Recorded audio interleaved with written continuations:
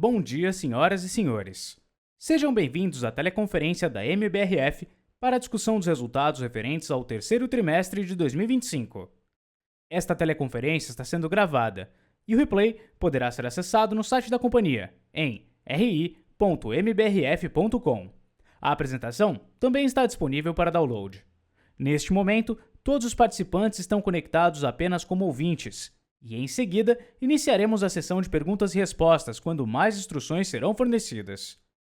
Antes de prosseguir, aproveito para reforçar que as declarações prospectivas têm como base as crenças e suposições da administração da MBRF e as informações atuais disponíveis para a companhia. Essas declarações podem envolver riscos e incertezas, tendo em vista que dizem respeito a eventos futuros e, portanto, dependem de circunstâncias que podem ou não ocorrer. Investidores, analistas e jornalistas devem levar em conta que eventos relacionados ao ambiente macroeconômico, ao segmento e a outros fatores podem fazer com que os resultados sejam materialmente diferentes daqueles expressos nas respectivas declarações prospectivas.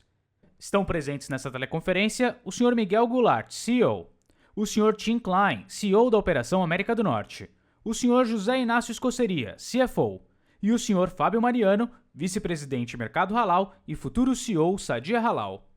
Gostaria agora de passar a palavra ao Sr. Miguel, que dará início à apresentação. Por favor, Sr. Miguel, pode prosseguir. Bom dia! É com grande satisfação que damos as boas-vindas à teleconferências de resultados da MBRF, referente ao terceiro trimestre de 2025. Esta é a primeira apresentação de resultados após a criação da MBRF. Os números refletem a consistência da execução de nossa estratégia com foco em alta performance e geração de valor. No terceiro trimestre, alcançamos um marco importante. Registramos o maior volume histórico desde 2022 e o maior EBITDA consolidado de 2025, 3,5 bilhões de reais, com um lucro líquido de 94 milhões de reais. Esse foi um trimestre marcado por investimentos em inovação, excelência operacional, responsabilidade socioambiental e diversificação de mercados, com destaque para o Oriente Médio, onde reforçamos nossa presença com a expansão da parceria com a HPDC e a criação da Sadia Halal. Continuamos focados na ampliação da nossa base de clientes ativos e no fortalecimento de um portfólio cada vez mais robusto, com produtos de valor agregado. Seguimos firmes em nosso compromisso de levar alimentos de qualidade para consumidores no mundo todo. Agora, por meio de uma plataforma multiproteína 100% integrada. Agora convido o nosso CFO, José Inácio Escoceria, para apresentar em detalhes os resultados desse trimestre e volto em seguida para as considerações finais. Bom dia a todos e muito obrigado por participarem da teleconferência da MBRF. Comentaremos a seguir os resultados consolidados do terceiro trimestre de 2025, que contemplam os segmentos de negócios BIF América do Norte, BIF América do Sul e BRF. Destaco que no terceiro trimestre de 2025 geramos 41,8 bilhões de reais de receita líquida consolidada, um crescimento de 9,2% em relação ao mesmo período de 2024. O EBITDA ajustado consolidado foi de 3,5 bilhões de reais, com margem consolidada de 8,4%. O desempenho do fluxo de caixa operacional foi de 3,3 bilhões de reais. Obtivemos um lucro líquido de 94 milhões de reais. E, por fim, terminamos o trimestre com uma alavancagem em 3,09 vezes o EBITDA dos últimos 12 meses.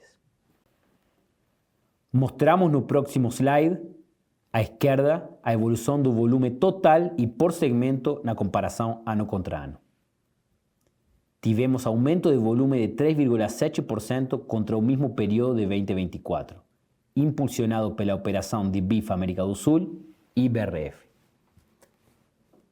Do total da receita gerada no terceiro TRI 2025, de 41,8 bilhões, o segmento BIF América do Norte contribuiu com 47%, BRF contribuiu com 39% e BIF América do Sul com 14%. Neste tercer trimestre, o EBITDA ajustado foi de 3,5 bilhões, com margem de 8,4%. BRF representa 71%, América do Sul 18% e América do Norte 11%. Em termos de moeda, 73% da nossa receita consolidada é gerada em dólar e 25% em reais. Do faturamento de 41,8 bilhões de reais deste trimestre, 75% foi proveniente de operações internacionais e 40% do volume de vendas foi proveniente de produtos processados com valor agregado, reforçando a diversificação geográfica e portafólio multiproteína da companhia. Apresentaremos agora a performance por segmento de negócio. Passo a palavra para Tim Klein, que irá comentar os resultados da Operação América do Norte. Thank you, Ignacio. Let's begin on slide 6, where I will comment on the results for the third quarter. Starting on the first chart on the left, sales volume was 6.3% lower than the same period of the previous year. Industry slaughter volume was down 8% as a result of reduced cattle placements and extended feeding periods. Record cattle prices relative to feed cost of gain, coupled with high replacement cattle prices, incentivized cattle feeders to feed cattle longer. As a result, live weights have increased significantly. Net sales were $3.6 billion, an increase of 12.2% versus last year. EBITDA was $74.1 million, 6.4% lower than last year, with an EBITDA margin of 2%. Beef demand in the quarter continues strong in spite of record prices at retail. Although boxed beef prices have increased, it's not enough to offset sharply higher cattle prices. Now I'll move to slide 7, where I will talk about U.S. market data. Starting on the left, USDA reported Kansas live cattle prices averaged $235.60 per hundredweight, up 26.7% versus last year. The USDA comprehensive cutout averaged $386.30 per hundredweight, up 23.1%, while the USDA reported drop credit increased 2.7% to an average of $11.76 per hundredweight. The USDA cutout ratio was 1.64 versus 1.69 last year. As expected, the cyclical decline in cattle supplies, exacerbated by drought conditions the last several years, has resulted in record prices and reduced capacity utilization across the industry. We continue to be encouraged by strong beef demand and expect this to continue as we move through this part of the cycle. Now I'll pass to Ignacio. Obrigado, Tim. Vamos agora a passar para o slide número 8, sobre a performance no terceiro trimestre das operações da América do Sul, contemplando os ativos de Uruguai.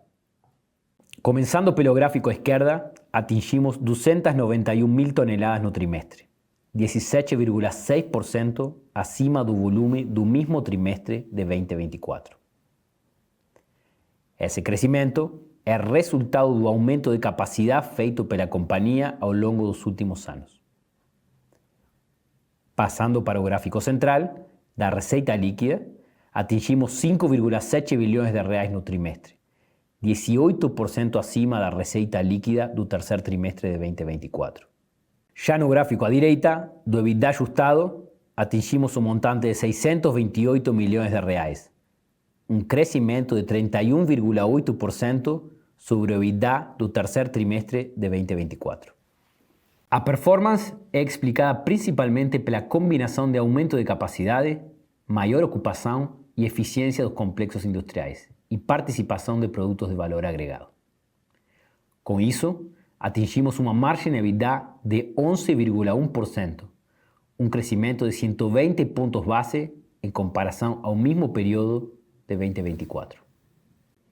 Passando para o próximo slide, falarei sobre a evolução do volume na região e da dinâmica das exportações.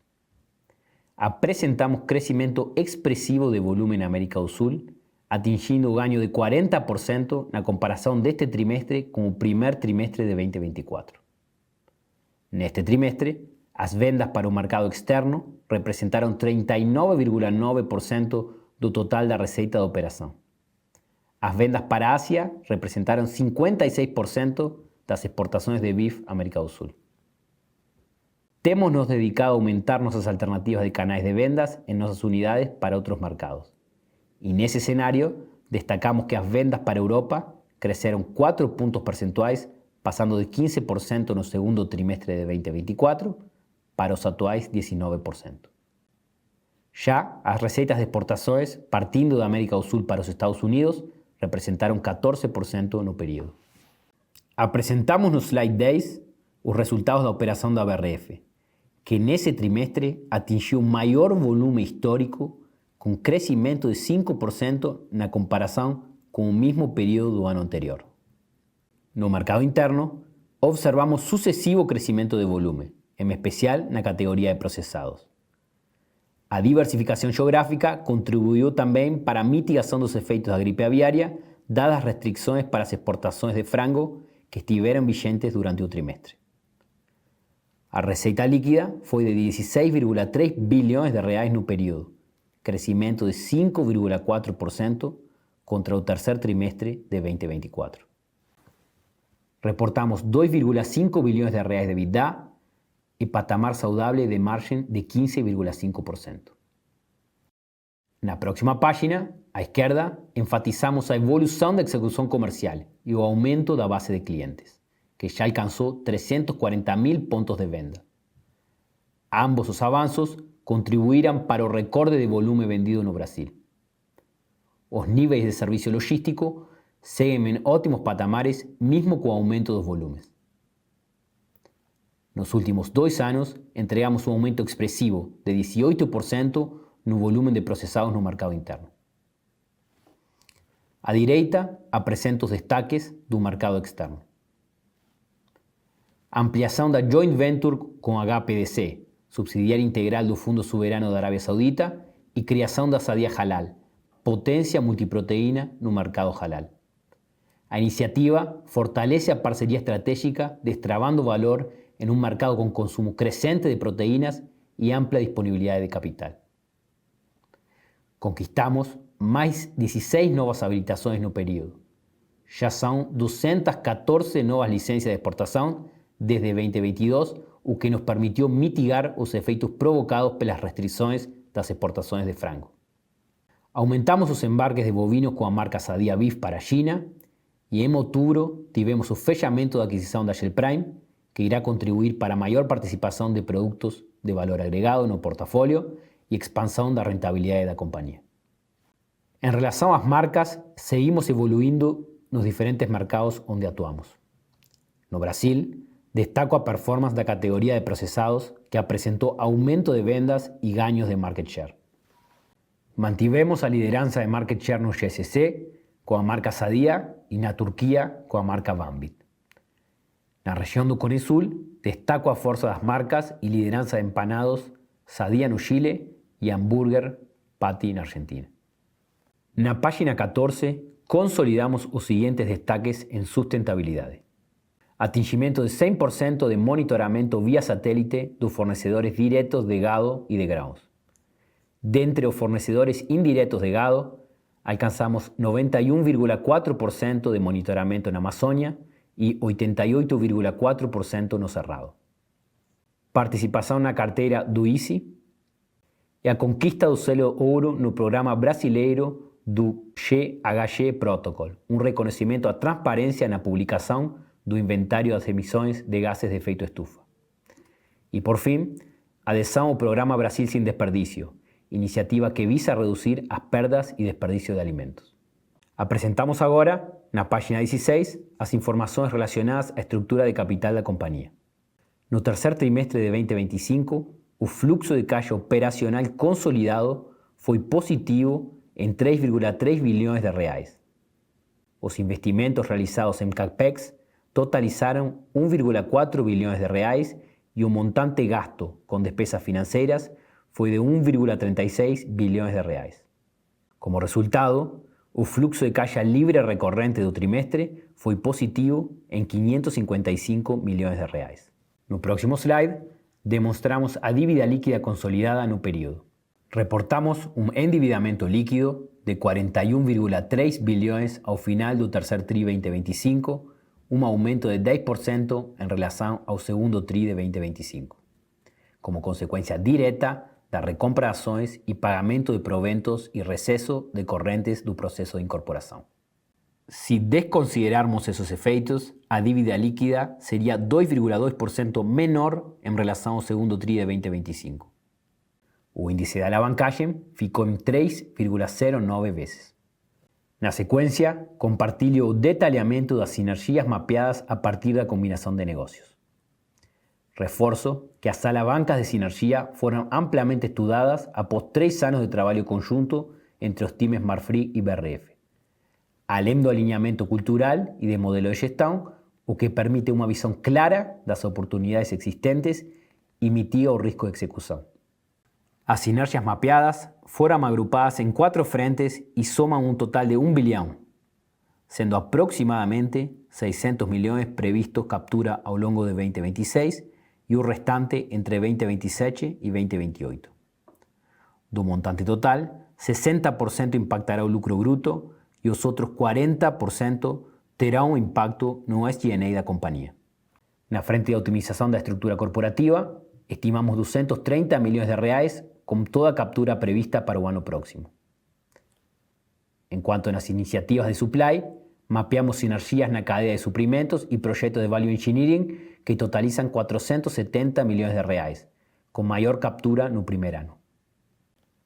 Na frente comercial e logística, prevemos atingir 230 milhões de reais até 2028 por meio de iniciativas de cross-selling, otimização dos canais de distribuição no Brasil e no mercado externo, e iniciativas logísticas com operação integrada no centro de distribuição. Além disso, temos uma série de outras iniciativas atreladas à unificação de plataformas de sistemas e gestão com impacto principal em SG&A.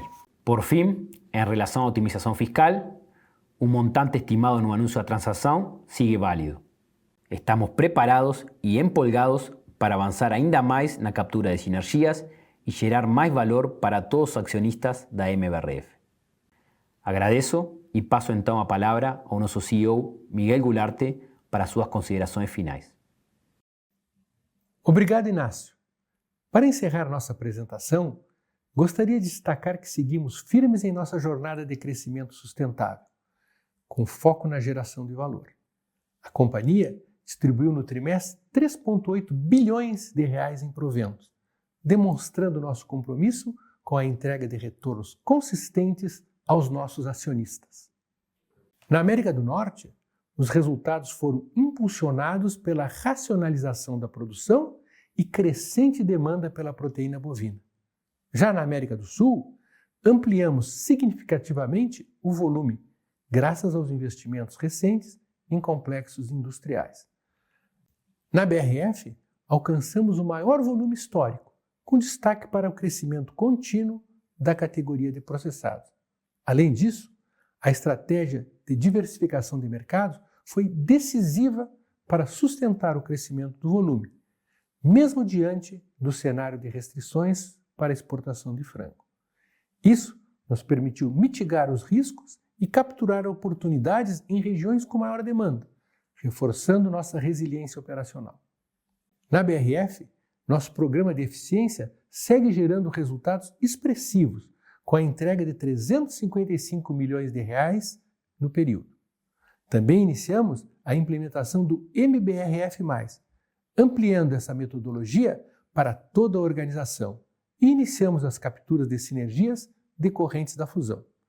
Reforçamos nossa presença no Oriente Médio com a expansão da Joint Venture e o lançamento da Sadia Halal, maior empresa de frango halal do mundo.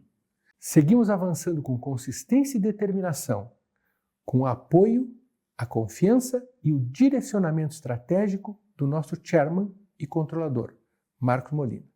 Agradecemos aos nossos acionistas e ao Conselho de Administração pelo suporte contínuo, aos nossos clientes, produtores integrados, fornecedores e às comunidades onde atuamos.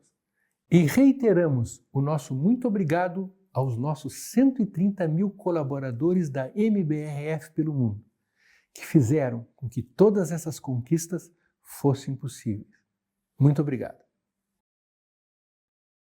Iniciaremos agora a sessão de perguntas e respostas para investidores e analistas.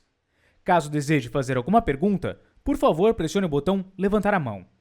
Se a sua pergunta for respondida, você pode deixar a fila clicando novamente sobre o mesmo botão. Aguarde enquanto coletamos as perguntas.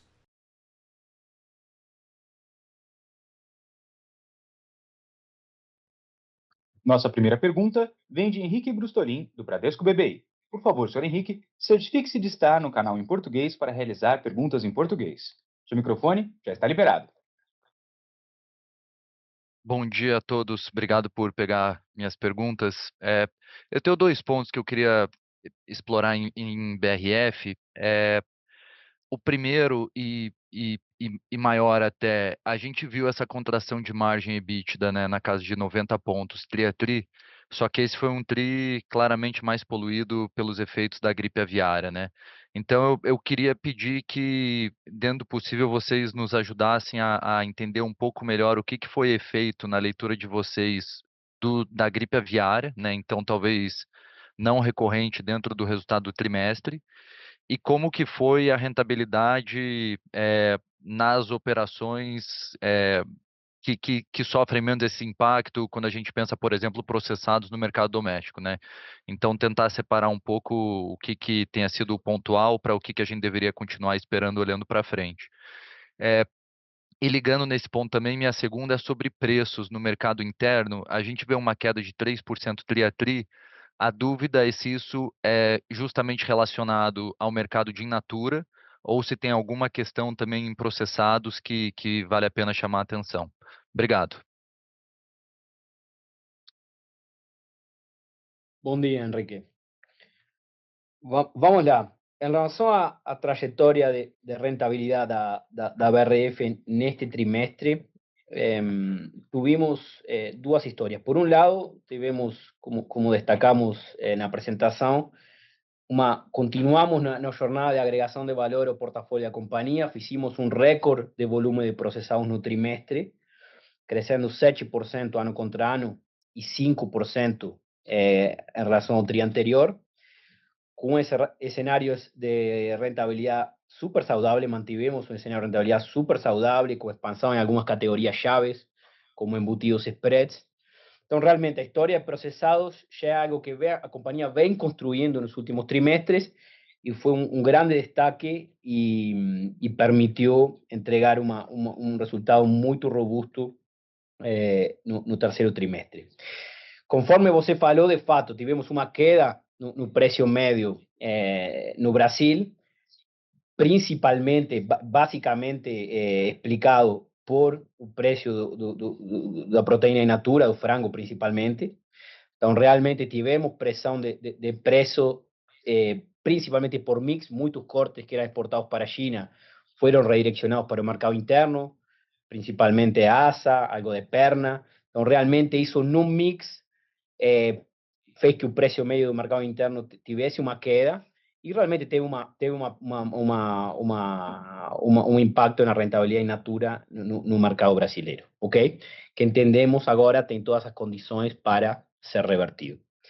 En términos de impacto de China, de nuevo, o mercado es dinámico y ahora voltamos, tem que ver onde se estaciona no medio prazo. O que eu posso te falar para entender un poco os impactos só do ponto de vista direto, pré-fechamento do mercado chino, estamos exportando de frango mais de 7.000 toneladas por mês para a China, ok? Com um gap de precio de esos cortes versus los mercados alternativos de aproximadamente $2.000 por tonelada. Y eso es só efeito direto. Después todos os efeitos da gripe aviar e os impactos no mercado de redirecionamento, você tem alterações no fluxo e na precificação dos mercados, tem toda uma série de impactos indiretos que eu não vou quantificar aqui, ok, mas que obviamente impactaban la rentabilidad del trimestre.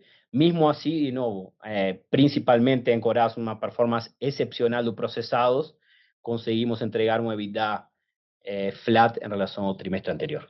Complementando, Henrique, a resposta do José Inácio, né? É muito interessante ver o gráfico da página 5 da apresentação, né? Onde você vê a diversificação do portfólio da companhia, onde nós temos 40% de processados na empresa, né? Isso aí, e é importante deixar muito bem registrado, no dia 15 de maio, quando nós tivemos a comunicação do caso de gripe aviar, imediatamente, de uma forma muito ágil, a BRF se posicionou, né, usando a marca Sadia e Perdigão. Nós nos posicionamos no mercado interno. Esse posicionamento, por ser um posicionamento ágil, sustentado por marcas muito fortes, não impactou no mercado.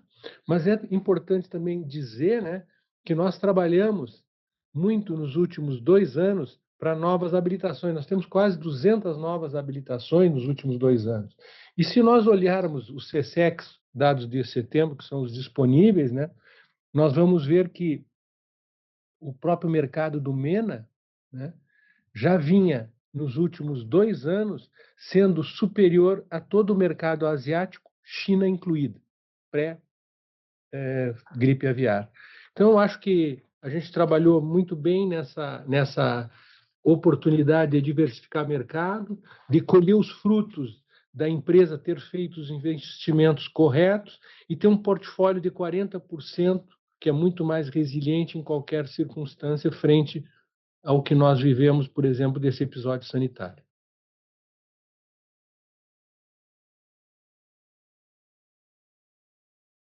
Nossa próxima pergunta vem de Thiago Duarte, do BTG Pactual. Por favor, Sr. Thiago, lembre-se de estar no canal em português para realizar perguntas em português. Seu microfone já está liberado.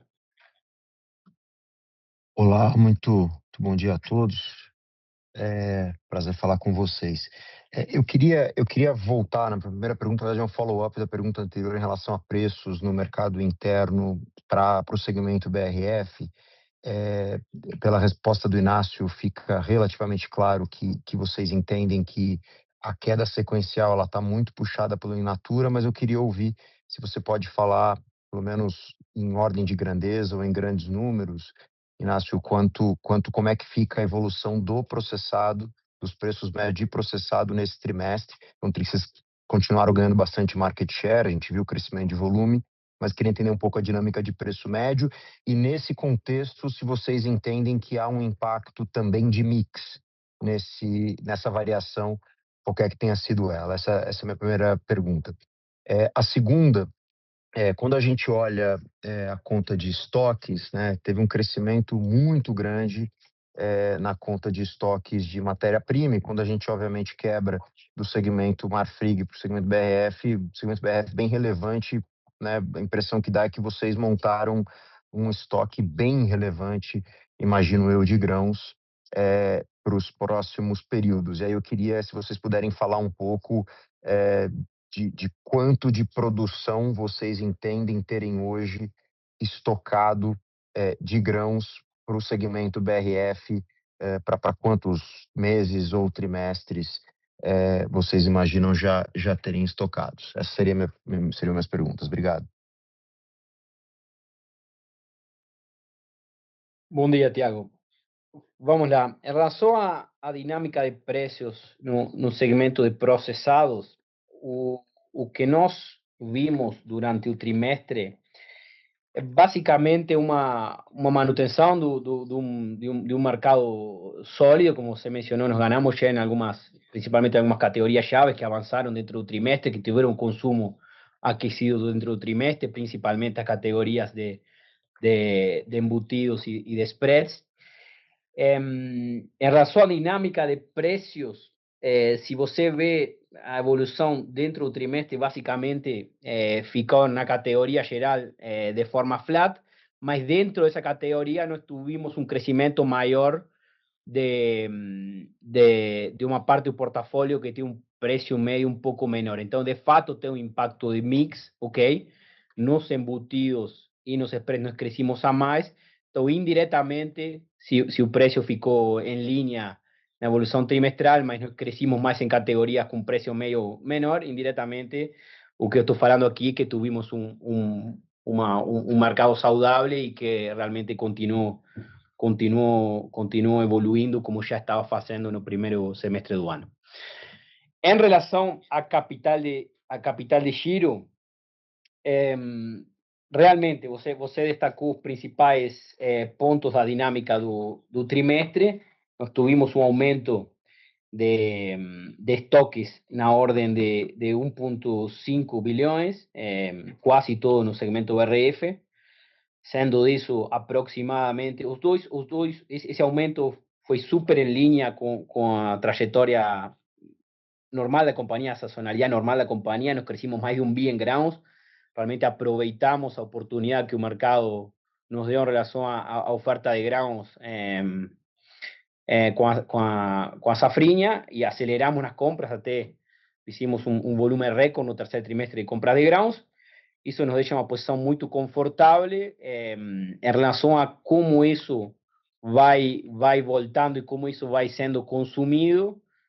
Como referência, você pode ter aí um pouco o histórico da companhia do ano passado, que acho que é um bom proxy do que você, para poder modelar isso. Realmente a compra deste ano foi um pouco acima disso, aproveitamos as oportunidades, mas como referência você pode usar a curva do que você viu no ano passado. Também aí dentro do estoque tem um aumento de comemorativos, também sazonal, também parte do que você já acompanha, tá? Que foi aproximadamente 300 milhões, e que também tem essa evolução que vocês já conhecem, que isso é realizado no quarto trimestre do ano.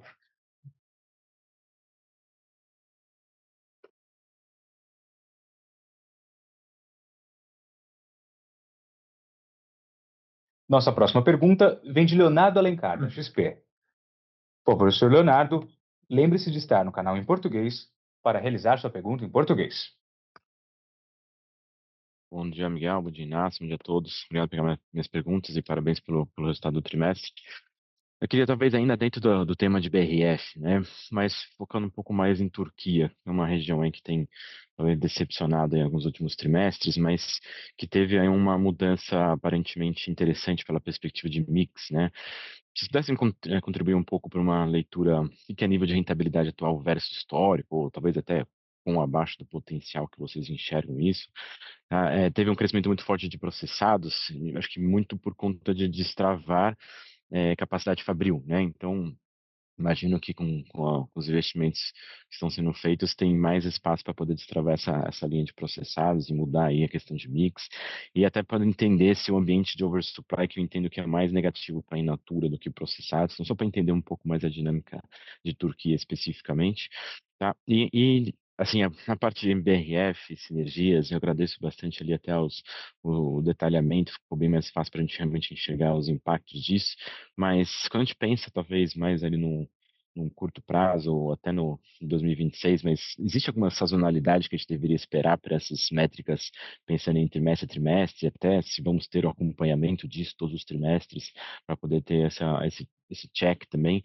E só num detalhe a mais ainda dentro dessa temática, né? O SG&A me pareceu ali que terceiro trimestre recuou, mas recuou pouco, né? Pensando em porcentagem da receita, né? Se, mesmo com um crescimento muito forte de volume de América do Sul, crescimento de volume de BRF, ainda que tenha tido queda de volume ali da National, né? Se deveria ter um pouco mais de captura desses ganhos de diluições, de sinergias, de eficiência já no Q4, se isso é uma dinâmica um pouco mais para 2026 também.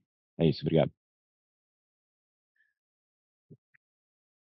Leonardo, bom dia. Eu vou passar a primeira pergunta sobre a Turquia para o nosso vice-presidente Halal, que nos acompanha, estreando como futuro CEO da Sadia Halal.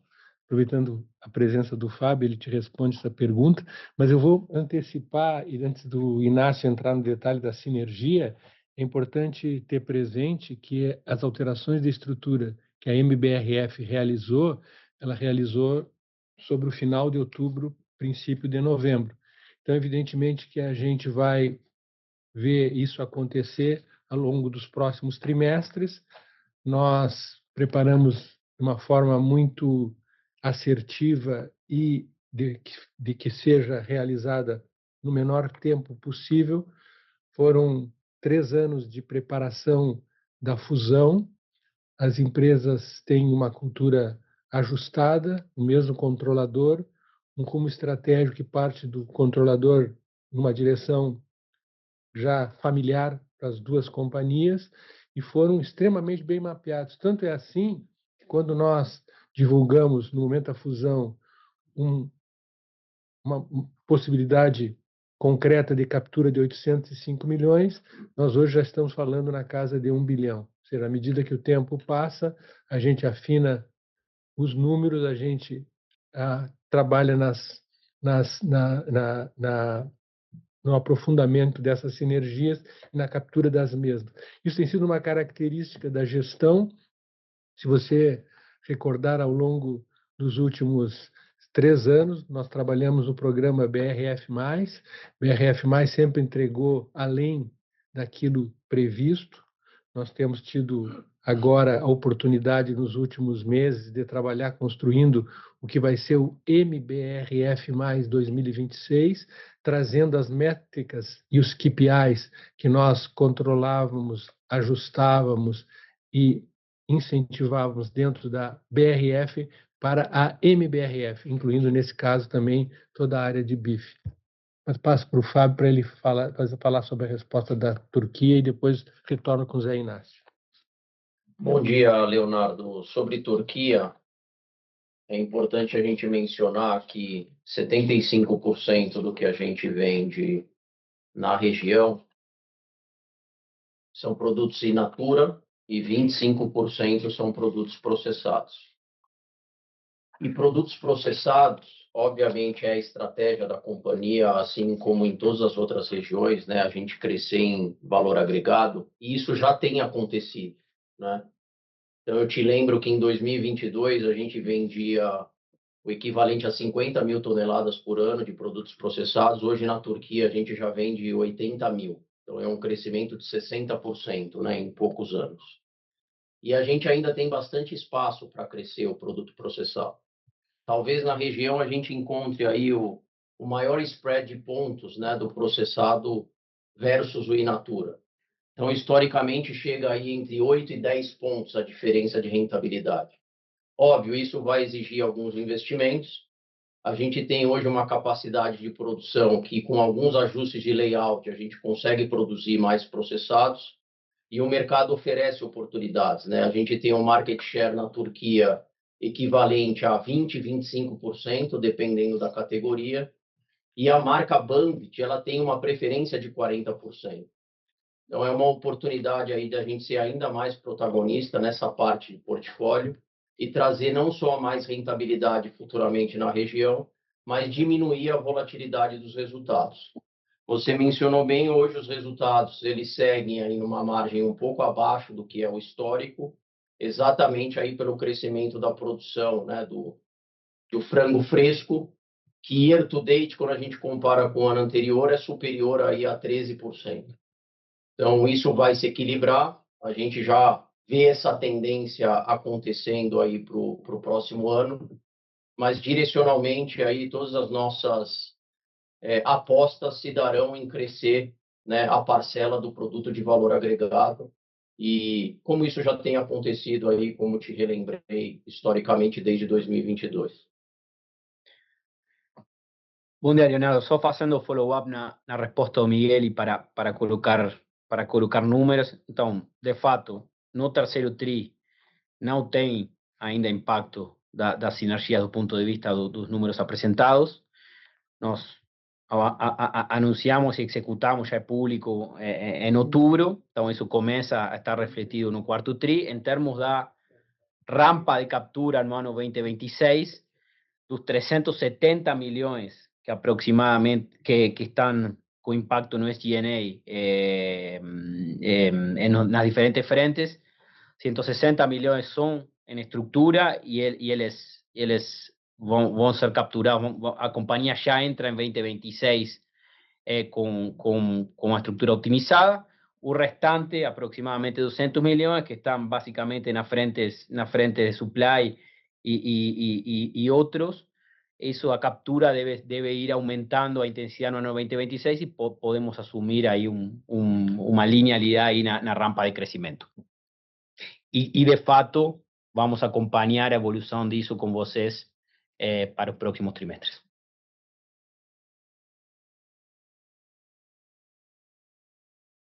Nossa próxima pergunta vem de Gustavo Troiano, do Itaú BBA. Por favor, Sr. Troiano, lembre-se de selecionar o idioma português para realizar sua pergunta em português. Seu microfone já está liberado. Bom dia, pessoal. Obrigado por pegar minha pergunta aqui.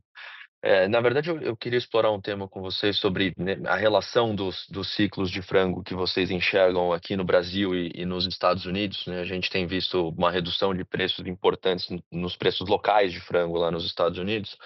E aí eu queria ouvir um pouco de vocês se vocês enxergam, né, algum aumento de competição no mercado internacional, se isso, né, se essa redução de preços poderia trazer alguma pressão maior para a exportação dos Estados Unidos, que poderia interferir, né, nos mercados internacionais de vocês. Então, tentar explorar um pouco essa intersecção, se vocês de fato enxergam, né, que essa competição pode virar uma discussão olhando para os próximos trimestres.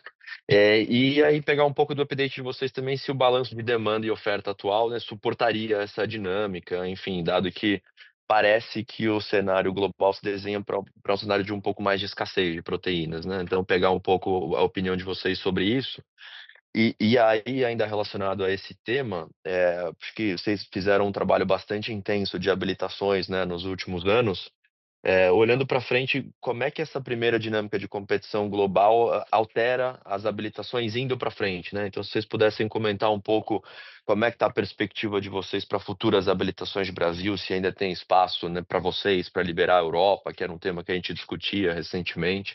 Enfim, né, pegar a conexão das peças se movendo no cenário global para potenciais habilitações do Brasil aqui na segunda pergunta. Obrigado, pessoal. Bom dia, Gustavo. Vamos lá.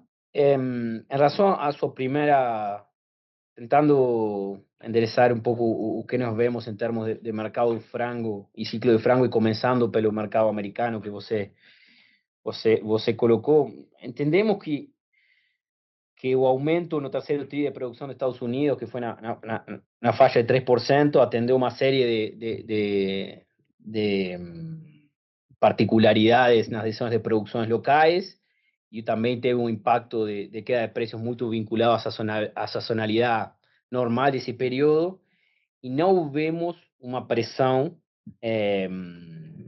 para o ano próximo advinda dos Estados Unidos, que deve crescer, ok? Vai crescer 2025, 2% a produção, o ano próximo deve vir algo similar a esse patamar. Então, nós não vemos uma pressão de oferta via Estados Unidos que impacte nos mercados onde Brasil concorre.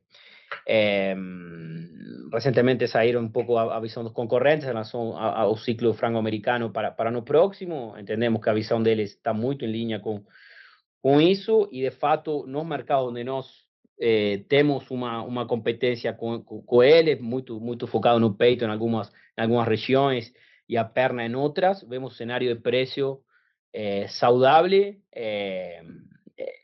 para os próximos meses, e não vemos nenhuma sinal de que de alguma forma essa oferta esté impactando na capacidade de Brasil precificar sua produção, ok? De forma geral, para o mercado de frango, para o ano próximo já falamos um pouco de Estados Unidos, Europa está tendo dificuldades em termos de gripe aviar, a China é o único país que está crescendo com taxas um pouco mais altas, então não vemos um cenário onde a produção pode crescer de 2% a 3%, o que é insuficiente para causar esse equilíbrio, uma vez que a demanda sigue com uma tendência muito positiva. Já indo para o Brasil, de novo, os dados de alojamento mostram um crescimento que no ano é de 3%, com um aumento de produção que foi mínimo, então não, esse aumento de alojamento não se traduz em um aumento de produção. Entendemos que para o ano próximo não deve ter grandes mudanças, de novo, vemos um cenário de oferta e demanda global super balanceado, e o Brasil deve seguir ganhando representatividade com sua plataforma de produção em função da competitividade. Então, realmente não vemos nenhum cenário onde mude ou seja materialmente diferente o escenario que nos vimos en este año.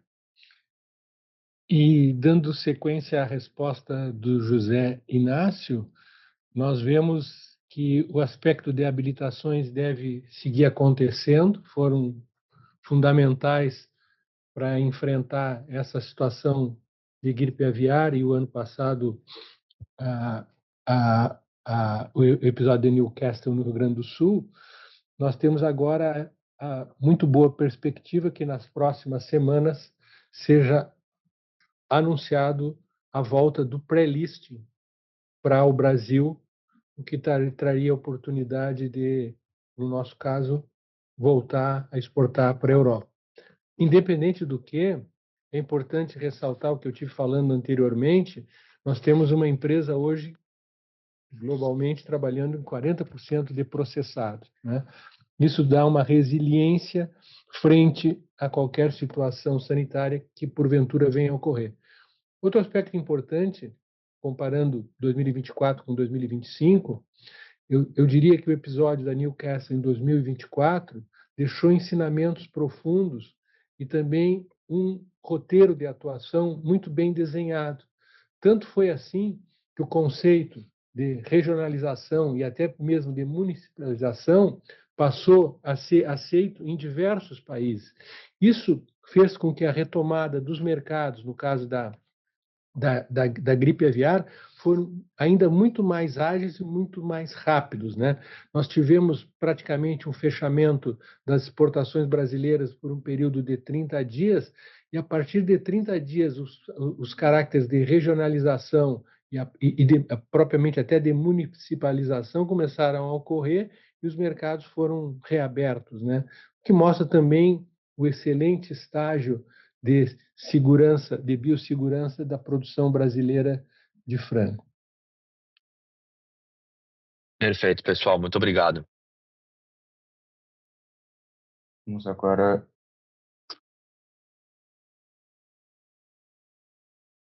Nossa próxima pergunta vem de Lucas Ferreira, do JP Morgan. Por favor, Sr. Ferreira, lembre-se de estar no canal português para realizar sua pergunta em português. Seu microfone já está liberado. Obrigado. Bom dia, pessoal. O Miguel, a BRF era uma empresa que fazia 180 mil toneladas de processado por mês, né? Agora está fazendo mais de 220. Então, a minha pergunta é, olhando para frente, nos próximos, vamos dizer, 3, 5 anos, quando vocês olham gap de market share, talvez algumas categorias, alguns mercados, e também olhando os investimentos que vocês estão fazendo, quanto que você acha que a gente deveria imaginar que o volume de processados da empresa cresce, né? Ou seja, um mix de execução comercial com mais inovação e investimento, que é factível esperar o crescimento dessa empresa em termos de volume nos próximos anos? Se você puder dar algum detalhe de categorias hoje, vocês estão talvez apostando mais, ou regiões do Brasil, canais que possam absorver esse volume adicional. E aí a minha segunda pergunta já foi tocado brevemente aqui, né, sobre o ciclo de frango, né, que acho que hoje é o principal receio dos investidores. E a minha pergunta é mais focando no Brasil, né? A empresa hoje é bem diferente do que ela já foi no passado, né? Mais estável, mais previsível, mais eficiente. Então, a minha pergunta é, olhando o ciclo de frango no Brasil, que a gente olha, o número de matrizes já está subindo, o número de alojamento já está subindo, né? Mas ainda com vários gargalos operacionais. A minha pergunta é se vocês enxergam um ano que vem, um ano de crescimento relevante de oferta de frango no mercado, e se isso vai se traduzir necessariamente em um aumento muito relevante de abate, né, e de produção de carne, efetivamente, né, que vai ficar também no mercado doméstico. Vocês têm algum número para dividir com a gente de quanto vocês imaginam que possa ser esse crescimento da produção de frango aqui no Brasil? Obrigado. Bom dia, Lucas. Eu vou começar a resposta e o Inácio complementa. É importante só fazer uma pequena correção. Quando você fala de 200 mil toneladas, está incluído aí o in natura. E a empresa, sim, tem tido um crescimento. O Inácio agora quantifica os números do crescimento processado, mas realmente a gente vê um cenário onde a BRF passou por todo um processo que melhorou nossa eficiência comercial, aumentou o número da base de clientes, aumentou a competitividade da nossa carteira, né? Nossa carteira hoje é uma carteira de clientes ativos, bastante eficiente, a capilaridade também comercial cresceu muito no Brasil, e o Brasil vive um cenário de pleno emprego.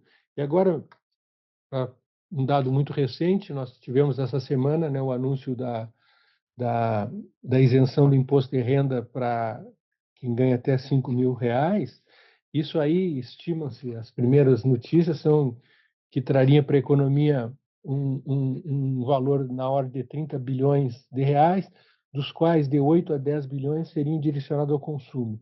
A carne de frango é uma carne que tem um preço competitivo, nós temos marcas fortes, né, e essas marcas performam muito bem no mercado interno, e evidentemente nós estamos atentos a todas as oportunidades.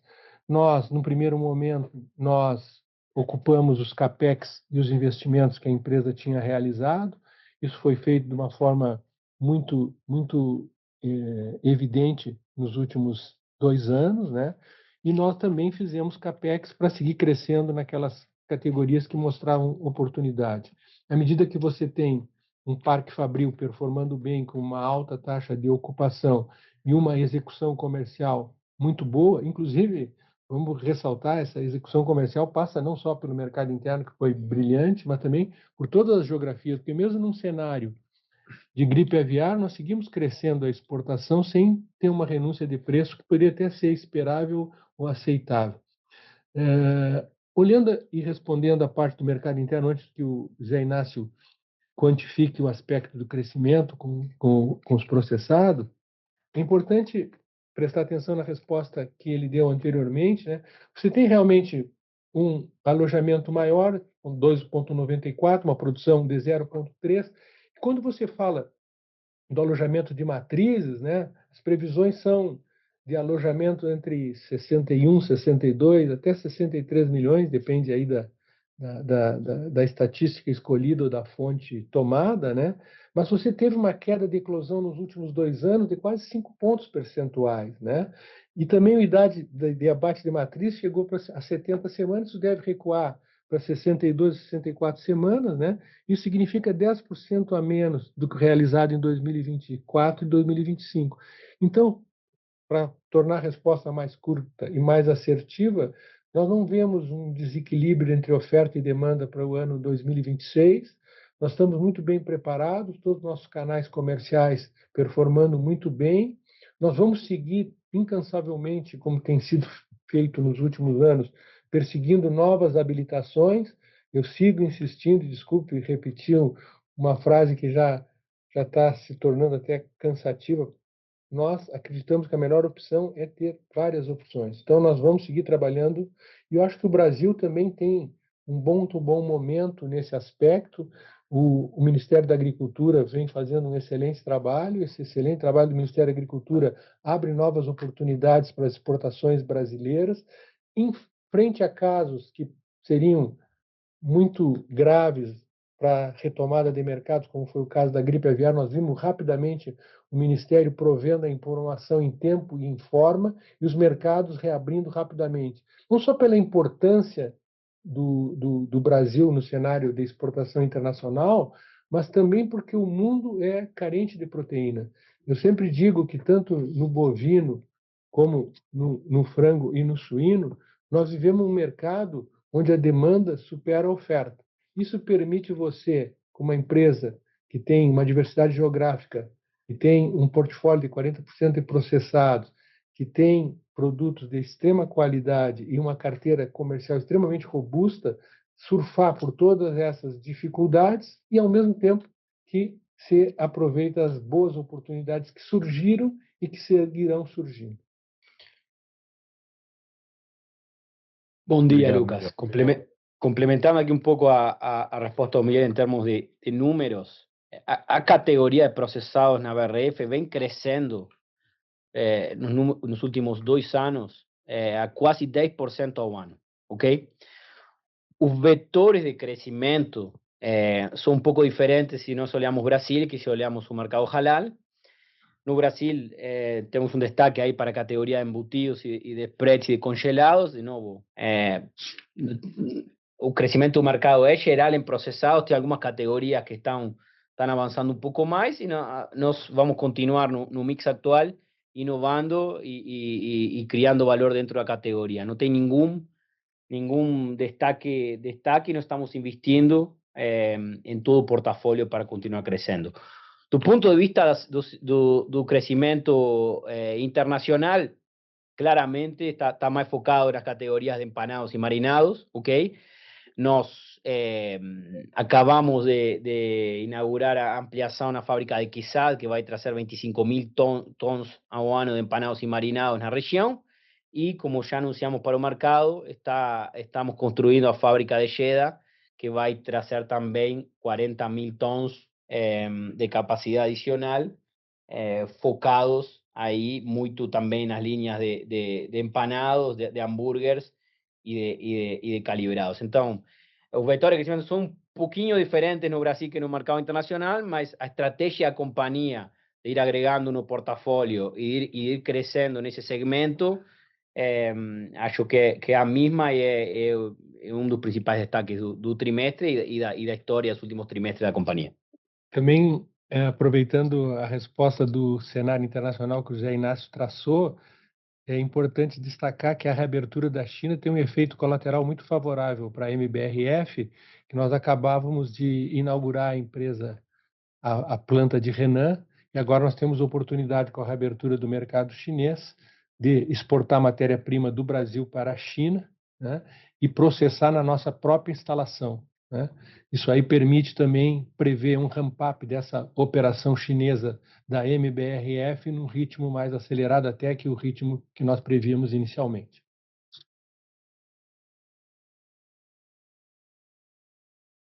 Obrigado, pessoal.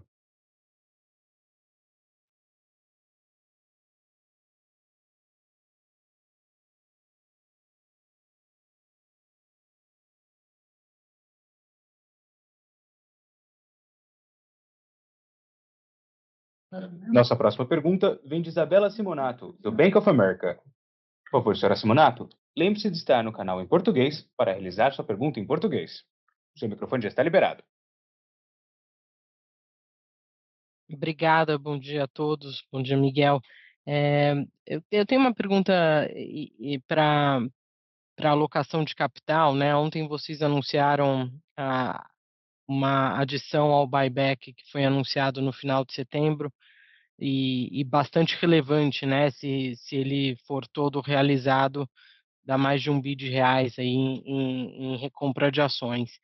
Então, até saiu ontem ao mesmo tempo também a 358, né? Se vocês puderem reconciliar para a gente o que já foi feito desde da abertura do programa em setembro, né? E um pouco do racional dessa alocação de capital em função da alavancagem, né? E da estrutura de capital da companhia. Então, se puderem dar um pouco mais de contexto e de reconciliação do que já foi feito e do que falta, ajuda bastante. Obrigada. Bom dia, Isabela. Vamos lá, de fato anunciamos ontem a ampliação do programa Recompra. O montante em termos de número de ações ampliamos ao máximo possível para não ter que estar ajustando como já fizemos desde o anúncio anterior. Aqui o importante, vamos resaltar, a companhia continua focada na disciplina financeira, então está claro, especialmente neste cenário de juros, nós estamos focados em termos da estrutura de capital da companhia e de continuar focados em desalavancar a companhia, ok? Mesmo assim, desde a finalização da fusão, nós entendemos que o preço da ação descolou um pouco do fundamento da companhia e nós queremos ter, e o que fizemos no último mês foi muito nessa linha, queremos ter a opcionalidade de gerar valor para os acionistas via recompra. Quando tem uma divergência tão grande entre o que nós entendemos o fundamento da companhia e a dinâmica de mercado, é uma oportunidade para gerar valor para os acionistas e nós queremos ter essa opcionalidade. E ressalto a palavra opcionalidade, ¿ok? Que no significa que nos vamos a executar un máximo programa en un curto tempo, ¿ok? Vamos a continuar monitorando a geração de caixa da companhia, tá? Nos últimos 12 meses foram 2,6 bilhões de reais de fluxo de caixa livre. E iremos executando conforme entendamos que seja razoável, sem comprometer as métricas de alavancagem. Esse é um pouco o que eu posso te comentar em termos de estratégia e o porquê e qual foi a dinâmica do último mês. E só uma confirmação, obrigada, Zé, mas só uma última confirmação sobre a posição de derivativos do controlador e até no próprio BTG, isso existe alguma correlação entre um movimento e outro, ou realmente o racional que você explicou, né, de geração de valor e preço atrativo do papel? Não, Isabela, não tem nenhuma correlação e de novo, o que nós fizemos está diretamente vinculado ao que eu expliquei em termos do fundamento da companhia e o que aconteceu no mercado aí pós finalização da fusão. Tá super claro, obrigada.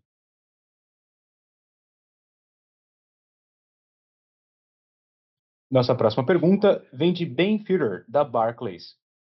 Por favor, Sr. Führer, selecione o canal em inglês para realizar sua pergunta em inglês. Seu microfone já está liberado. Yeah, good morning, and thank you very much for taking my question. Two quick ones. First would be for Tim on the US business. It seems like you have, compared to some of your peers, a relatively good third quarter, with actually even on the EBIT level, some profits. So I was just wondering if you could share a couple of insights as to what has helped you guys to slightly outperform the industries despite the challenging conditions, and how we should think about what you are seeing in terms of the potential rebuilding of a herd and the timing for that in the US. That would be my first question. Then I have a quick follow-up. Yes, thanks for the question. There's really nothing that we're doing that's all that different than others. We do have a different business model somewhat because we do have cattle producers that are owners in our company that are partners providing us cattle for our value-added programs. But other than that, we tend not to look at comparing quarters because too many things can impact the numbers, sold positions on meat, buy positions on cattle, so forth. So we don't really pay a lot of attention to the quarterly comparisons.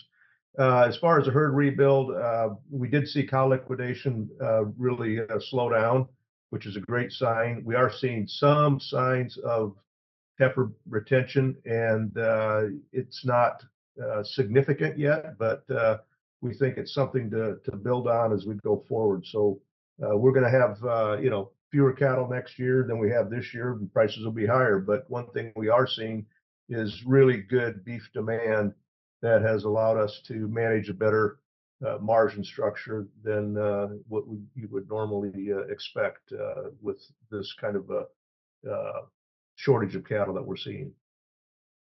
Okay, thank you. And then just in general, if we go back to the intended sale of certain assets for the South American beef business, some of that obviously was not didn't go through from a regulatory point of view.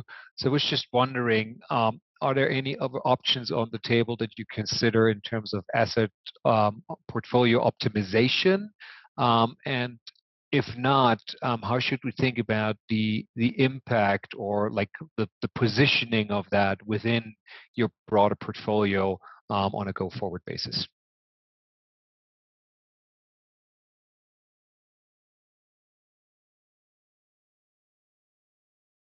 I assume that was for Ignacio?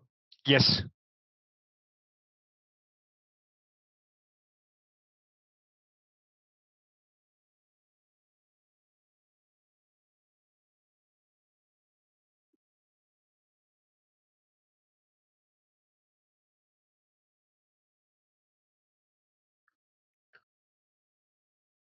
Bom dia. Em termos do nosso posicionamento na América do Sul e no portafólio ativo, a companhia tomou uma decisão estratégica quando otimizou o portafólio e, de fato, nós, pós esse divestimento, nós estamos focados no ramp-up e no crescimento dos ativos que nós consideramos core para a companhia. Então, por isso, acho que um dado muito relevante que nós apresentamos crescimento em relação ao primeiro trimestre de 2024 versus o volume que nós entregamos no terceiro trimestre de 2025 de 40% no volume total.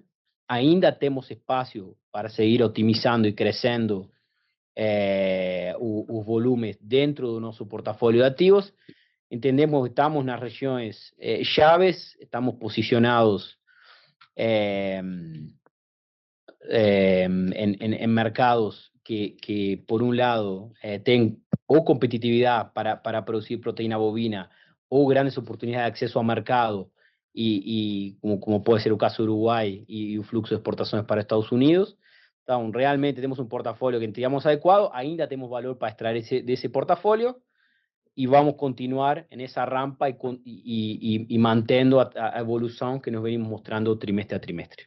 Complementando o José Inácio, é importante ter presente que nos complexos industriais você tem a possibilidade, nos ativos de bovino, a ter um abate de alto volume concentrado em empresas, em 2 plantas, né? E isso faz que o nosso custo seja extremamente competitivo. Independente do que, quando se começa a falar do início do ciclo bovino no Brasil, com alguma possibilidade de diminuição no ano que vem, seja ela no primeiro, seja ela no segundo semestre, nós vamos ter, no caso da MBRF, quase 25% a 30% da oferta de matéria-prima vindo de confinamentos próprios, o que também nos permite ter resiliência num cenário mais adverso de oferta, falando do Brasil.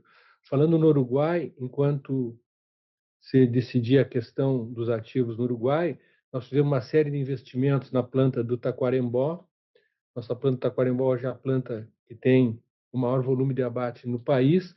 Nós crescemos bastante o nosso share de abate nesse país, né? Enquanto você vê o abate do Uruguai crescendo em torno de 7%, nós tivemos a Marfrig Uruguai crescendo quase 18%, que nos permite também nos posicionar muito bem, tendo em vista, com todo esse aspecto de cotas, no Uruguai também o sistema de past performance funciona.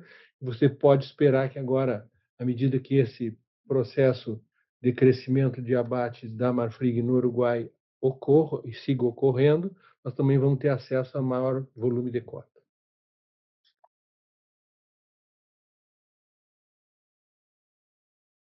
Perfect. Thank you very much.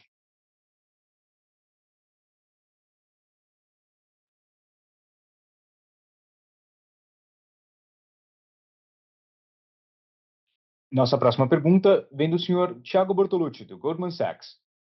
Por favor, senhor Bortolucci, por favor, certifique-se de estar no canal em português para realizar sua pergunta em português.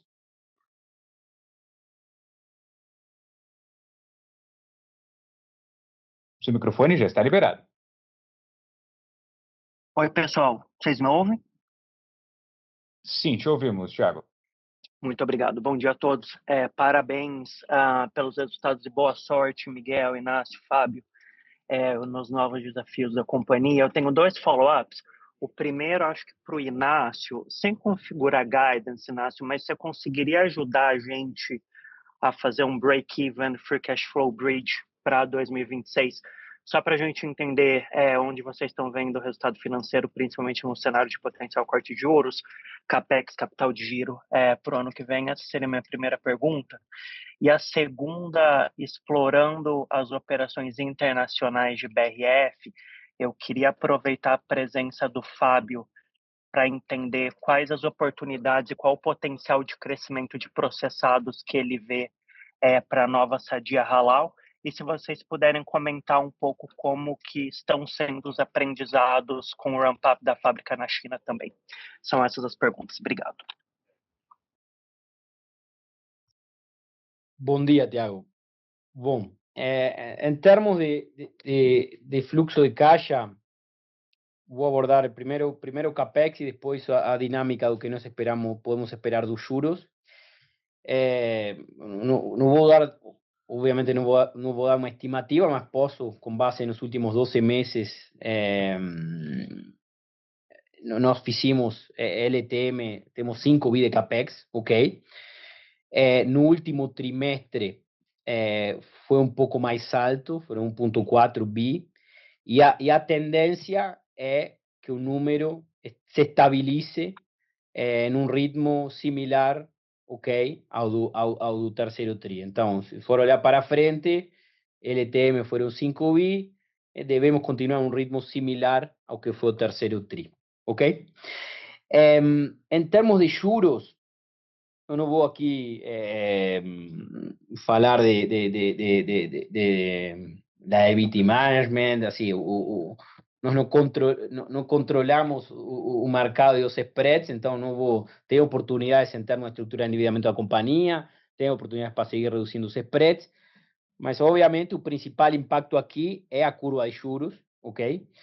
Então, só modelando a curva de juros, tendo uma taxa de juros base no Brasil estabilizando em 12,5 para meados do ano próximo, e uma taxa em dólar estabilizando mais em torno a 3% para meados do ano próximo. Então, esses dois efeitos, e apenas esses dois efeitos na taxa base, ok, trazem uma redução do serviço da dívida da companhia para o ano 2026 de mais de 500 milhões de reais. Então, de novo, em termos de spreads, eu não vou fazer nenhum comentário, mas só por efeito de taxa de juros, a companhia deveria poder economizar no ano próximo sobre o estoque de dívida atual mais de 500 milhões de reais de serviço de dívida. Passo a palavra aqui para Fábio para comentar em relação ao mercado internacional. Bom dia, Thiago. Em relação às oportunidades, a empresa está bastante convicta, né, nessa trajetória aí de crescimento dos volumes, da receita e essa orientação para desenvolver o portfólio de processados. Eu respondi na pergunta anterior da XP, né, o movimento de crescimento na Turquia, mas quando a gente tira a Turquia da equação, no MENA também, de 22 para cá, a gente cresceu o equivalente a 30% os produtos processados, né, eu estou falando de volume, e quando a gente olha para frente, é a mesma oportunidade que a gente imagina, né? O market share que a gente tem na região, acho que foi apresentado aí na introdução do call, a gente tem aproximadamente 37% de participação de mercado no GCC, mas quando a gente analisa produtos processados, a gente tem uma participação perto de 20%, então não é a mesma dominância que a gente tem de participação de mercado do griller ou dos cortes de frango. E a gente tem todas as vantagens competitivas, né, para adquirir mais protagonismo, né? A gente tem a força da distribuição em quase todos os países do GCC, acessando o varejo, acessando os canais de food service também. A gente tem uma marca que é preferida e reconhecida, né, na região, que é a Sadia. A gente tem desenvolvido historicamente também o footprint local.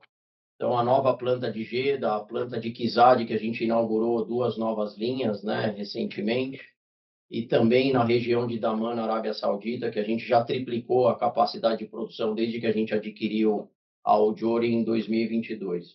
Então, a gente está falando de um mercado halal de alimentos que passa de $1 trilhão e em direção também ao apelo de consumo e conveniência, né, que tem tudo a ver com essa estratégia aí de produtos processados. Então, a gente está também convicto aí na criação de valor, né, dessa entidade, e a gente espera aí, num horizonte curto de tempo, ter a possibilidade aí de abrir o capital dessa companhia, agregando ainda mais valor à MBRE. O aspecto IPO, que é o nosso rumo agora em 2026 para realizar em 2027, vai possibilitar nós fazermos um movimento transcendente para a companhia, né? Tendo em vista que estamos falando de uma região que é a maior importadora de frango, né, do mundo, superando inclusive a Ásia, como eu já reiterei, e onde a Sadia Halal vai possibilitar o acesso a um portfólio de ativos extremamente competitivo, com uma marca extremamente conhecida desde 1973. Então, nós estamos muito animados com essa possibilidade do IPO, tanto assim que estamos liberando o Fábio para mudar para o Oriente Médio, né? E liderar esse processo junto com o Marquinhos no Conselho de Administração. Gente nova, com vontade de trabalhar e fazer isso acontecer, num mercado extremamente pujante. A Bolsa de Riad é a bolsa número 4 em IPOs do mundo, né? Então isso aí nos anima bastante.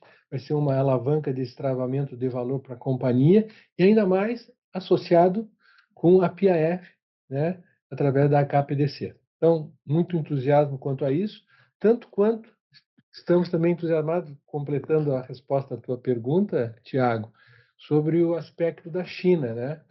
Somos a única empresa brasileira com operação de proteína de frango, produção local na China. Isso aí nos anima bastante. Todos os planos que nós fizemos estão avançando com uma velocidade maior.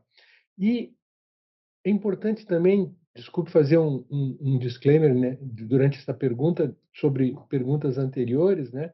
É importante ter presente que todos esses aspectos de balanço de proteína, embora a gente esteja muito convicto do equilíbrio entre oferta e demanda, que o frango é 25% da produção dessa nova companhia, da MBRF, né? Tem toda a sua relevância e importância, mas essa é uma empresa multiproteína, né?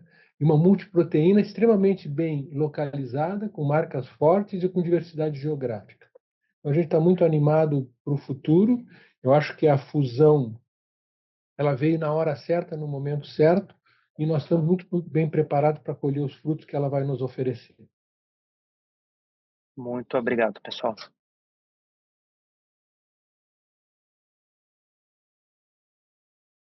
Nossa próxima pergunta vem de Ricardo Alves, do Morgan Stanley. Por favor, Sr. Ricardo, certifique-se de estar no canal em português para realizar sua pergunta em português. Seu microfone já está liberado. Bom dia, Miguel. Bom dia, Zé Inácio, Fábio também. Muito obrigado pela oportunidade, como sempre. Eu tenho um follow-up, né? Vocês comentaram que o alojamento ele aumenta na ponta, mas que a produção não tem acompanhado. Eu acredito que tanto o Inácio como o Miguel, acho que ambos tocaram nesse ponto em diferentes momentos do call. Então eu queria aproveitar para a gente falar um pouquinho mais sobre essa questão de genética, que a gente tem falado já há muito tempo, né? Genética em frango, não só no Brasil, mas nos Estados Unidos. E a gente percebe ainda que a mortalidade ela não foi superada pela indústria, a eclosão ainda em níveis não ideais. Então, mesmo com a gente tentando monitorar aí alojamento de matriz, a gente vê essa dificuldade de produção. O que eu queria escutar de vocês é o que a indústria, ou talvez o que, né, onde vocês vão ter mais visibilidade, é o que a própria BRF tem feito para endereçar que você consegue controlar, né? Como que vocês lidam com essa taxa de mortalidade mais alta? Será que a indústria já não consegue navegar um pouco melhor esses problemas meio que estruturais que essa genética tem in-house, né? Não sei se com mais labor ou mudança de layout de granja. Eu só queria saber como que vocês veem a indústria e a BRF navegando esse desafio que ainda existe na indústria, né? Então, voltando um pouquinho nessa questão de genética, pegar um update de vocês. E com relação à operação na América do Sul, né, acho que chama atenção a gente mais um trimestre, a sua receita ali em bife subindo 30% em dólar ali na exportação, né? Não acho que é uma surpresa, a gente consegue acompanhar bem o mercado internacional, né, os dados semanais que saem daqui do Brasil para exportação de carne bovina, mas eu acho que reitera que a gente está num cenário de fato de muita escassez de carne bovina no mundo. Eu queria pegar um update de vocês do que foram os destaques para vocês em termos de país agora nesse terceiro trimestre, e mais importante, pegar um pouquinho do outlook para 2026, né, quando vocês olham supply e demand global, qual a dinâmica que a gente já falou um pouquinho sobre o ciclo, acho que está clara a visão de vocês sobre o ciclo local, mas eu queria pegar um pouco a visão de vocês sobre oferta e demanda global em 2026 para o lado bovino. Muito obrigado, pessoal. Eu vou começar. Bom dia, eu vou começar a resposta e o Inácio me complementa. Sobre o aspecto genético, né, é muito importante ter presente aí, nesse caso, tive a oportunidade de estudar veterinária, então a gente sabe que em genética as coisas não são rápidas, né? Nós estamos falando aí de um processo para ter uma reversão completa em 2 ou 3 anos, sendo realista. Evidentemente que, dito isso, cada empresa tem a sua possibilidade de mitigar esses efeitos, né? Nós aqui na BRF, nós trabalhamos bastante todas as variáveis que tocam esse aspecto e tentamos maximizar, né? Cuidando para que nós tenhamos uma mortalidade menor, cuidando para que a gente consiga trabalhar aspectos que também influem na eclosão. Mas a gente olhando de forma realista, nós vemos sem dúvida nenhuma que é um processo que ainda vai ser um processo que vai acontecer e não vemos um impacto acontecendo no curtíssimo, no médio prazo. É uma coisa mais de longo prazo. Que sim, sem dúvida nenhuma, vai ser superado. Assim que, desse ponto de vista genético, a gente vê as coisas acontecendo, estão fazendo a nossa parte, não vemos uma grande alteração no curto prazo. Falando do aspecto da carne bovina, Ricardo, é muito importante você analisar quais são as variáveis e como o mercado se maneja. Não é uma novidade, no que diz respeito à carne bovina, que a demanda vai seguir superando a oferta, né? E aí vem como você faz o seu posicionamento para que as oportunidades que surjam por uma demanda resiliente frente a uma oferta menor, você possa capturar as oportunidades, seja ela via preço, que resultará em lucratividade, seja em escolha e oportunidade de negócio.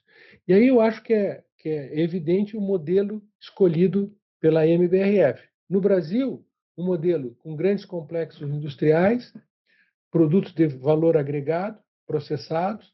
Vamos lembrar aqui que a Marfrig e agora a MBRF é a maior produtora de hambúrguer do mundo. Nós produzimos 2 bilhões e 400 milhões de disquinhos de hambúrguer por ano, né? O hambúrguer segue sendo, pós-pandemia, ainda o produto líder de venda no que diz respeito à proteína. Nós estamos muito bem posicionados com as nossas marcas e com as nossas operações nesse aspecto. Os grandes complexos industriais localizados em zonas onde tem uma oferta de gado abundante e um confinamento próprio que te dá uma margem de 25% a 30% da sua necessidade de matéria-prima sendo atendido in-house. Isso também é um diferencial importante. Independente do que, isso também permite ter uma melhor homogeneidade e transformar essa homogeneidade em melhor qualidade. Dito isso, passamos para o Uruguai. Nós temos o Uruguai aí com o crescimento da planta do Taquarembó, hoje uma planta com capacidade de abater quase 40% a mais do que ela abateria antes, né? E numa zona onde você tem uma oferta de gado abundante, né? Que é o norte do Uruguai.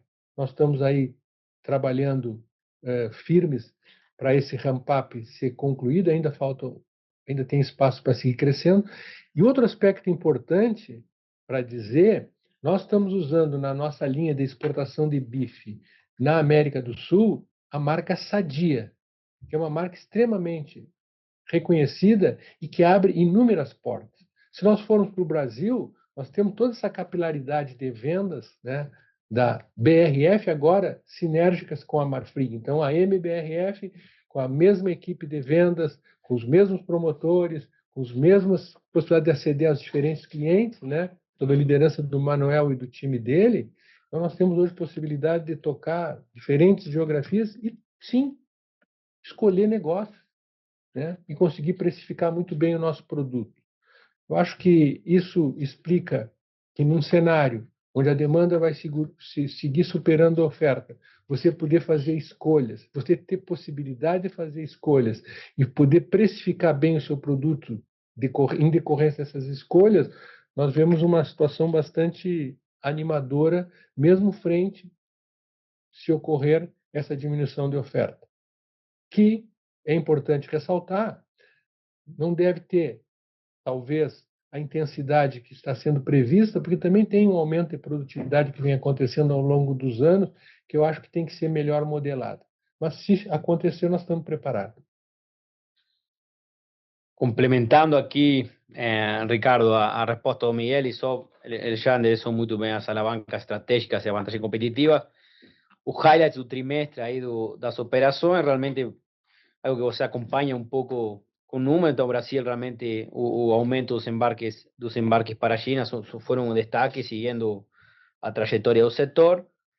Uruguai, o acesso aos Estados Unidos, com toda a situação de oferta restrita nos Estados Unidos e como Uruguai conseguia acessar o mercado, foi algo que nos permitiu construir o resultado lá. E por último, mais enfocado en Argentina, que é uma operação que tem mais de 50% de exposição aos processados, um cenário interno com uma inflação contida, com um câmbio estabilizado. Obviamente isso ajuda no consumo local, e isso nos permitiu também ter avanços na rentabilidade nesse país. Então, foi isso os principais pontos no trimestre em relação à América do Sul.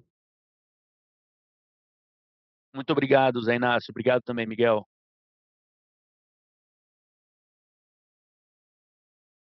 Nossa próxima pergunta vem de Igor Guedes, da Genial Investimentos. Por favor, Sr. Igor Guedes, certifique-se de estar no canal em português para realizar sua pergunta em português. Bom dia a todos. Obrigado pela oportunidade e parabéns pelo resultado. Minha primeira pergunta vocês vêm crescendo bem a base de clientes, que chegou ali a 340 mil no Brasil. Queria entender um pouco melhor quais são as medidas que a companhia vem tomando para subir essa base. Existe alguma política comercial de preço para conquistar market share em algumas praças? Isso já foi feito pela companhia no passado? Ou o ganho está sendo trabalhado de outras formas? Olhando para frente, quanto desse crescimento da base de clientes ainda é sustentável? Algum suporte também ali no trade down de proteínas entre carne bovina e frangos e processados? E a segunda pergunta é sobre Marfrig. Queria abordar sobre a volta das plantas para dentro das operações continuadas na América do Sul. Isso ajudou bem a apoiar o crescimento de volumes, como vocês falaram, foi 18% de crescimento de abates, a expansão ali em Taquarembó, mas, por outro lado, a rentabilidade da operação é mais baixa. Eu queria pegar com vocês como vocês estão olhando o custo do gás, se a tendência ainda é de aperto de margens para frente. Muito obrigado. Bom dia, Igor. De maneira nenhuma, o nosso crescimento comercial se baseia em uma política de preços ou focalizada em market share. Nós viemos crescendo na BRF nos últimos 3 anos, melhorando a nossa logística, a nossa execução comercial e a nossa atuação a nível de contato com os clientes. Evidentemente que marcas fortes como Sadia e como Perdigão ajudam muito, mas eu diria que passa basicamente pela força, pela dedicação e pela resiliência da nossa equipe comercial liderada pelo nosso vice-presidente Manuel e por todo o time dele, né? E isso também você vê que essa busca de clientes que hoje passaram, vamos dizer, em 2022 eram 260 mil clientes, hoje estamos em 342 mil clientes, também se somam aos mais de 110 mil clientes do mercado internacional. A BRF, à medida que ela foi ganhando espaço, habilitando novos destinos, mais de 196 destinos nos últimos 3 anos, né, nos permitiu também aceder a novos clientes no exterior. Todo esse aspecto agora da criação da Sadia Halal, esse IPO no horizonte que nos anima de maneira extremamente favorável, né, vai nos permitir trabalhar numa região de economia pujante, né, e que já lidera as importações de frango do Brasil, né? Superando, repito, a própria Ásia, China incluída e ativa. Então a gente está animado, vem trabalhando em todas as geografias, e aí passa um pouco pelo programa de eficiência da BRF, que justamente trabalhou todos esses aspectos, sejam eles do campo, sejam eles da indústria, sejam eles da comercialização, né, para nós poder colher os frutos com um crescimento que, sim, respondendo a tua pergunta, veio para ficar, é resiliente e vai seguir acontecendo. Bom dia, Igor. Em relação ao Uruguai, primeiro, os números e o crescimento que foi apresentado já está nas bases comparáveis. Então, o crescimento de 18% já considera na base de comparação Uruguai. Então, esos números são sobre a mesma base de ativos. Então, não é que a entrada do Uruguai faz que esse número aumente, ok? Então, é importante ressaltar esse ponto. Em termos da dinâmica de mercado local, de fato, o preço do gado está alto, tem, como o Miguel já comentou anteriormente, tem uma sazonalidade normal no inverno no Uruguai, onde o preço do gado sube e o volume de produção cai, então é algo pontual. Olhando para o futuro, estamos súper optimistas. O ano 2024 foi o recorde de nascimento de becerros no Uruguai, recorde histórico, ok? Isso deve assegurar para os próximos anos uma oferta ampla de gado e deve ser um dos poucos países do globo que deve crescer a produção para o ano próximo e para 2027. Então, realmente estamos súper optimistas. Tem uma situação de oferta de gado que deve ser boa. Então, assim, e obviamente, em termos de demanda pela carne, como já endereçamos anteriormente, o cenário é extremamente promissor para o próximo ano. Relembrando que nós temos também no Uruguai confinamento, né? Ok, muito obrigado. Nossa próxima pergunta vem de Ricardo Boiati, do Safra. Por favor, Sr. Boiati, certifique-se de estar no canal em português para realizar sua pergunta em português. Seu microfone já está liberado. Oi, bom dia, Miguel, Tim, Inácio, Fábio, demais participantes, obrigado pela oportunidade. A primeira pergunta com relação à National Beef, né? O Tim já comentou um pouco sobre a perspectiva de demanda ainda muito forte, né, nos Estados Unidos. Se ele pudesse falar um pouquinho sobre a dinâmica de consumo, né, de carne bovina nos diferentes canais, né? A gente tem notado o consumidor saindo um pouquinho dos canais out of home, né, e passando a consumir um pouco mais de proteína dentro de casa, né? Então, queria entender um pouquinho como essa dinâmica está se dando, né, nos Estados Unidos e de que maneira isso pode afetar, né, a operação da companhia. E segundo ponto aqui, com relação à alavancagem, o Inácio ajudou a gente a entender um pouquinho melhor a perspectiva para 2026 de geração de caixa. Inácio, se você puder ajudar a gente a pensar aqui na alavancagem, né, esperada para o quarto TRI, dada a relevância do trimestre, né, um trimestre que você costuma liberar caixa, e um trimestre que tem uma dinâmica de margem também importante, né, pelos produtos sazonais. Então, que a gente pode pensar aqui, né, para alavancagem para o fechamento de 2025, e se vocês têm algum target também que pudesse ser compartilhado com a gente aqui para 2026. Do meu lado é isso, pessoal. Obrigado. Yeah, this is Tim. I'll answer that first question regarding eating habits. What we saw during COVID was everybody was forced to eat at home. Then it really returned to the eating away from home, and it's kind of a balance. We don't see any big shifts, certainly not in the last year, to that. It appears to be stable for whether it's in home or outside the home. But it doesn't really present any issues for us because the same products go into different channels, whether it be a warehouse for retail distribution or a warehouse for distribution to restaurants and so forth. So we don't see any change there, and it wouldn't matter to in our business model anyway.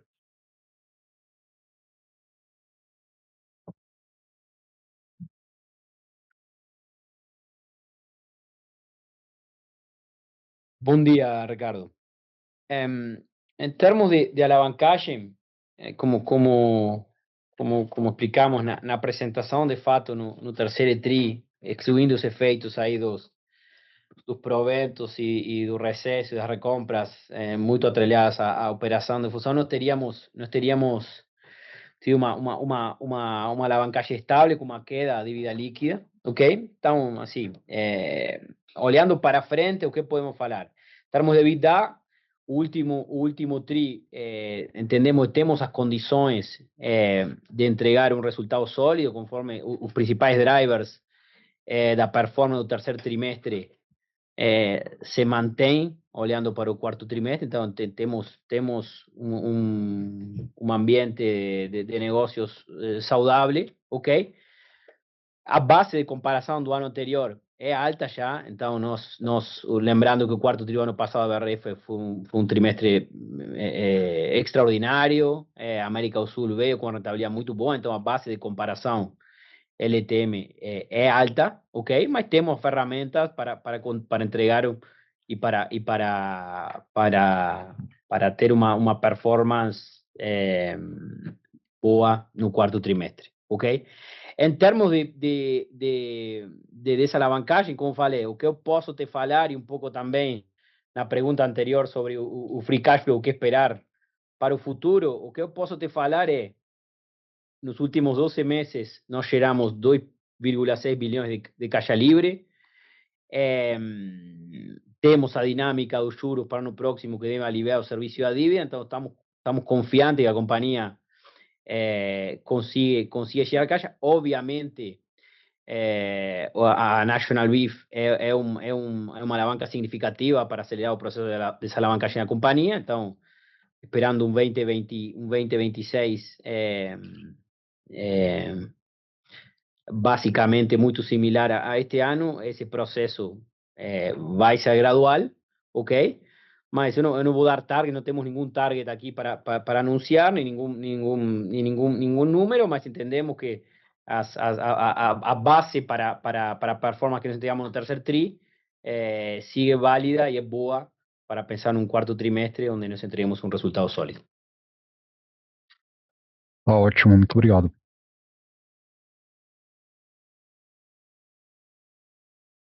A sessão de perguntas e respostas e a teleconferência da MBRF está encerrada. Agradecemos a participação de todos e tenham um excelente dia.